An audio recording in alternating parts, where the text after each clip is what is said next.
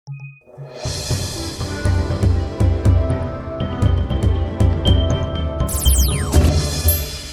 pemirsa, bagaimana kabar Anda? Sudah menjadi rutinitas kami setiap hari Jumat untuk menyajikan informasi aktual dan menarik seputar Tiongkok melalui program Ni Hao Tiongkok. Dan kami harap Anda pun menantikan tayangan kami. Bersama saya Andy Chu, mari kita masuk ke berita pertama Ni Hao Tiongkok edisi Jumat 20 Juni 2025.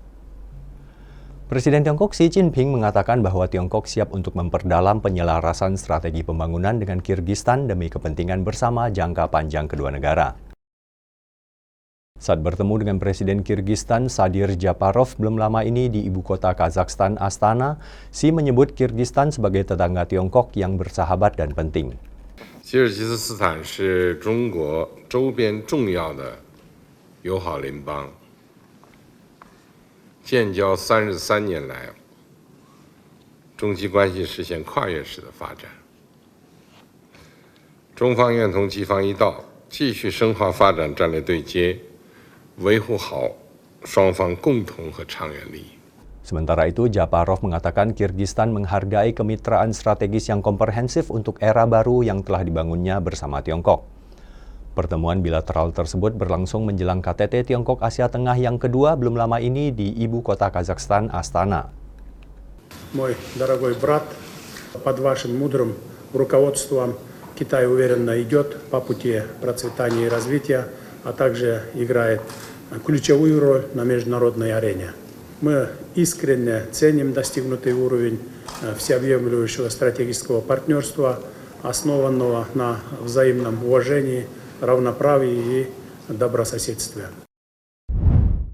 Majelis Umum PBB belum lama ini telah mengadopsi sebuah resolusi untuk menetapkan tanggal 4 Desember setiap tahun sebagai Hari Internasional Melawan Tindakan Pemaksaan Sepihak. Resolusi tersebut mendesak negara-negara untuk menahan diri dari mengadopsi, mengumumkan dan menerapkan tindakan ekonomi, keuangan atau perdagangan sepihak yang tidak sesuai dengan hukum internasional dan piagam PBB yang menghambat atau merusak pencapaian penuh pembangunan ekonomi dan sosial, khususnya di negara-negara berkembang. Berbicara pada rapat pleno Majelis Umum PBB, perwakilan tetap Tiongkok untuk PBB Fu Chong menyerukan upaya untuk mengakhiri tindakan pemaksaan sepihak karena tindakan tersebut merusak fondasi multilateralisme dan supremasi hukum internasional. Fu mengatakan dunia saat ini dirundung oleh unilateralisme yang merajalela, hukum rimba dan tindakan pemaksaan sepihak yang mengamuk. Dan karena tahun ini menandai peringatan 80 tahun berdirinya PBB, usulan oleh kelompok sahabat dalam pembelaan piagam PBB untuk menetapkan Hari Internasional Melawan Tindakan Pemaksaan Sepihak memiliki makna yang sangat penting. Menurutnya, kerugian yang ditimbulkan oleh tindakan pemaksaan sepihak terhadap negara-negara sasaran sangat besar. 在古巴，美国60多年的封锁造成数千亿美元损失，单边强制措施 及其造成的刺激制裁和过度遵守，还使安理会制裁人道豁免成为一纸空文。人道援助工作步履维艰。联合国人权理事会单边强制措施对人权负面影响特别报告员指出，单边制裁导致当事国缺医少药、能源短缺、妇女 儿童、老人等脆弱群体处境尤为艰难。主席，中方感谢你安排此次辩论。 Fu juga mengatakan beberapa negara barat telah menggunakan dan mempersenjatai tindakan pemaksaan sepihak dalam upaya untuk merasionalisasi dan melegitimasi unilateralisme, hegemoni, dan politik kekuasaan. Ia pun menekankan bahwa praktik ilegal tersebut merugikan orang lain, pada akhirnya akan menjadi bumerang dan tentunya harus disingkirkan oleh sejarah. Resolusi tersebut diadopsi dengan 116 suara mendukung, 51 suara menentang, dan 6 suara abstain. Negara-negara global utara termasuk negara-negara Uni Eropa dan Australia, Inggris, Kanada, Jepang, Amerika Serikat memberikan suara menentangnya. Resolusi tersebut mengundang semua negara anggota dan pengamat PBB, organisasi-organisasi sistem PBB dan organisasi-organisasi internasional dan regional lainnya, serta masyarakat sipil, individu, dan pemangku kepentingan terkait lainnya untuk memperingati Hari Internasional Melawan Tindakan Pemaksaan Sepihak.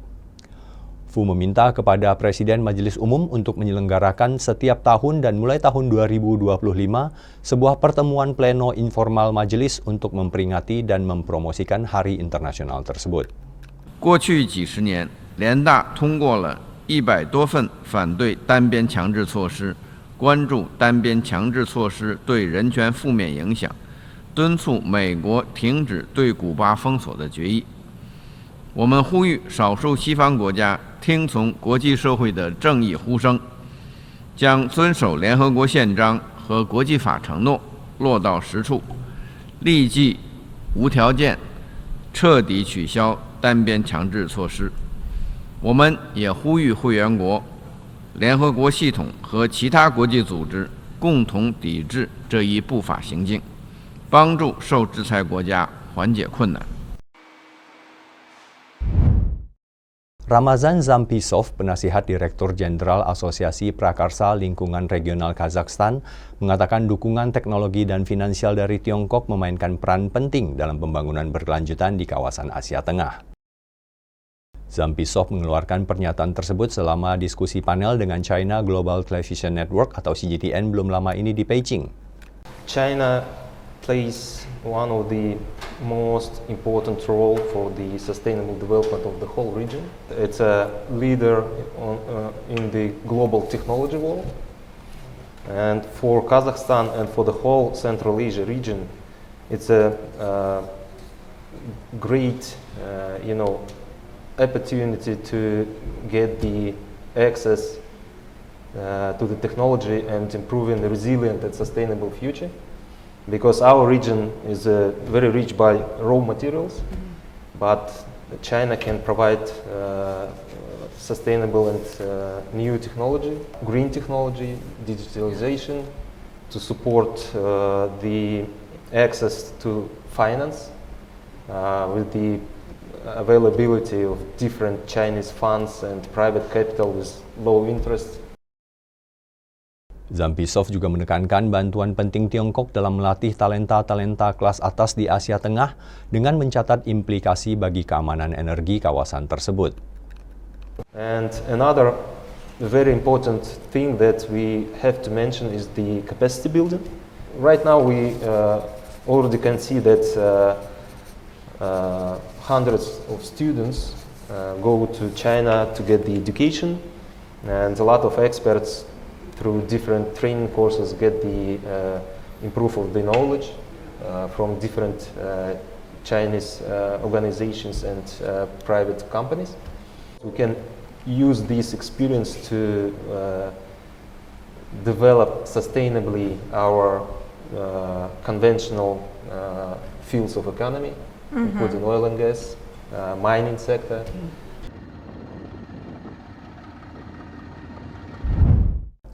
Anda masih ingat dengan film Neca 2? Ya, menurut Wang Changtian, Ketua Beijing Enlight Media, pendapatan film animasi laris Tiongkok itu diprediksi akan melampaui 100 juta dolar AS atau sekitar 1,6 triliun rupiah di box office luar negeri, menetapkan rekor baru untuk film Tiongkok yang meraup pendapatan luar negeri dalam 20 tahun terakhir. Neca 2 yang dirilis pada bulan Januari tahun ini telah sukses secara global, memikat penonton di seluruh dunia dengan penggambaran uniknya tentang mitologi Tiongkok dan animasi yang memukau secara visual. Film ini merupakan sequel dari film animasi hit tahun 2019 Neca.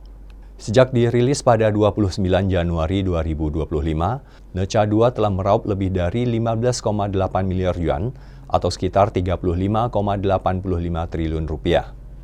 Versi bahasa Mandarin dengan teks terjemahan bahasa Inggris telah didistribusikan di kawasan-kawasan seperti Asia, Amerika Utara, Eropa, dan Oseania. Pada saat yang sama, versi sulih suara bahasa Inggris juga akan dirilis di luar negeri. Dalam penjualan merchandise, seri Neca sejauh ini telah menghasilkan ratusan miliar yuan, memberikan keuntungan signifikan dalam pengembangan, produksi, dan penjualan. Wang memperkirakan bahwa penjualan merchandise tersebut kemungkinan besar akan mencapai lebih dari 100 miliar yuan atau sekitar 227 triliun rupiah. 现在是这个我们预计吧，最终的海外的票房，我觉得会超过1亿美金，已经是20年来最高了。也就是说，我们在20年之后，我们出现了一个新的机会，去重新走向国际，纯国产电影走向国际。 Kabar baik datang dari Tiongkok untuk masyarakat Indonesia. Otoritas imigrasi negara tersebut belum lama ini mengumumkan bahwa mereka telah menambahkan Indonesia ke dalam program transit bebas visa selama 240 jam. Sehingga jumlah total negara yang memenuhi syarat untuk kebijakan tersebut menjadi 55. Menurut Administrasi Imigrasi Nasional Tiongkok, berlaku mulai hari Kamis 12 Juni 2025, pelancong Indonesia yang memenuhi syarat dengan memegang dokumen perjalanan internasional yang sah dan tiket penumpang yang terhubung dengan tanggal dan tempat duduk yang dikonfirmasi dapat memasuki Tiongkok melalui salah satu dari 60 pelabuhan di 24 wilayah tingkat provinsi di dataran Tiongkok dan tinggal di negara tersebut hingga 240 jam atau 10 hari tanpa visa sebelum menuju ke tujuan ketiga. Kebijakan tersebut merupakan bagian dari upaya Tiongkok yang lebih luas untuk meningkatkan perjalanan dan pertukaran internasional. Sebelumnya, Tiongkok belum lama ini juga meluncurkan uji coba kebijakan bebas visa untuk pemegang paspor biasa dari Arab Saudi, Oman, Kuwait, dan Bahrain, serta negara-negara Asia Tengah. Dengan kebijakan tersebut, Tiongkok kini menawarkan akses bebas visa ke 6 negara anggota Dewan Kerjasama Teluk yang diharapkan dapat meningkatkan ekonomi dan hubungan bilateral. Pasalnya, kebijakan ini bukan hanya lalu lintas satu arah. Maskapai nasional negara-negara Teluk yang bekerja sama dengan Air China, China Eastern, dan China Southern juga meningkatkan penerbangan langsung dari ibu kota mereka ke lebih banyak kota di Tiongkok seperti Shenzhen dan Hangzhou. Mereka pun berharap langkah ini juga akan memicu lebih banyak pariwisata masuk dari Tiongkok. Pemirsa, demikian Ni Hao Tiongkok edisi kali ini. Semoga berita-berita yang telah kami suguhkan bermanfaat dan bisa menambah wawasan serta pengetahuan kita. Kami akan kembali dengan ragam berita dan informasi menarik seputar Tiongkok minggu depan. Tidak lupa pula kami mengucapkan selamat tahun baru Hijriah dan selamat berakhir pekan panjang. Saya Andi Chu, sampai jumpa.